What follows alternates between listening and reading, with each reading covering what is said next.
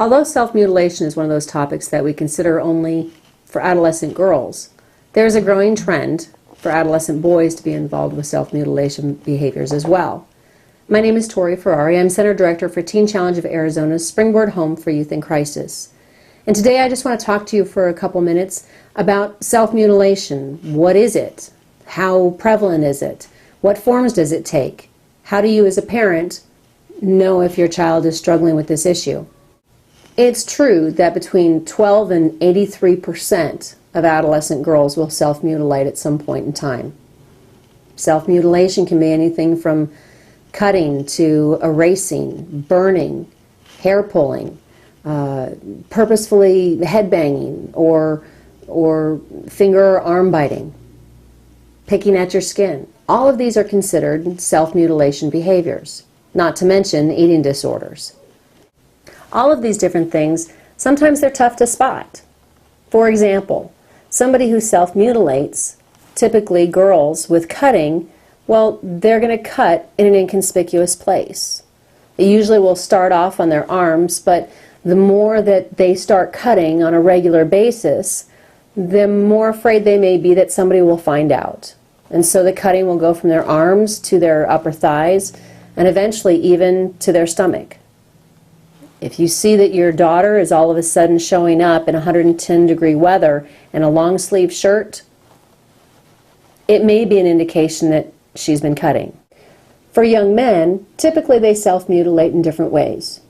They may cut, but instead it might be a steady and continual cut in the same pattern.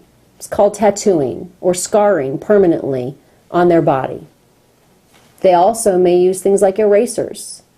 Remember, as kids, we used to rub erasers real hard and real fast, and before you know it, got real hot. Well, sometimes they'll do that on their skin, causing burns. Those little round burns that you see on your son's hands or arms, cigarette burns, that's also a form of self-mutilation.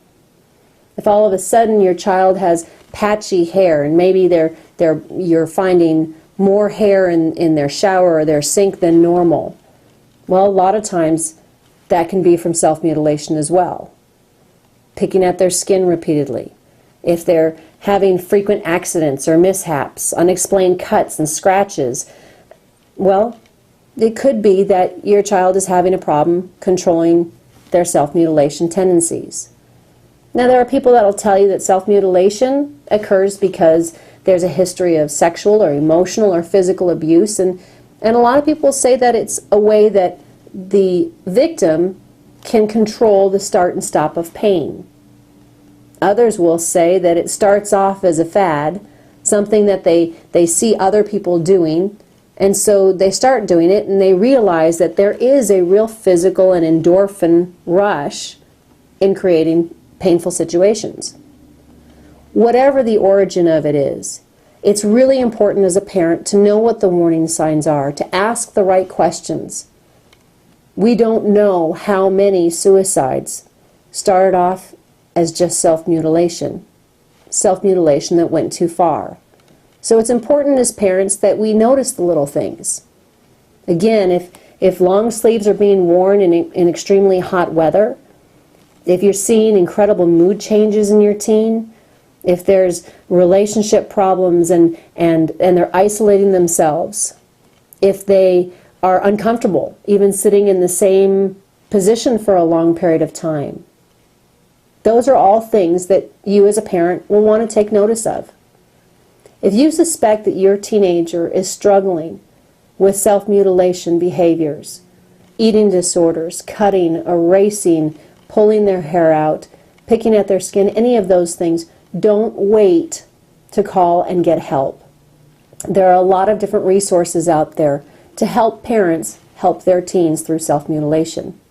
You certainly are more than welcome to call the Springboard Home at 520-887-8773, and one of our incredible staff here will help you and your daughter or your son get the help that you need. Don't let self-mutilation go too far. Make sure that you're looking for the warning signs. Thank you.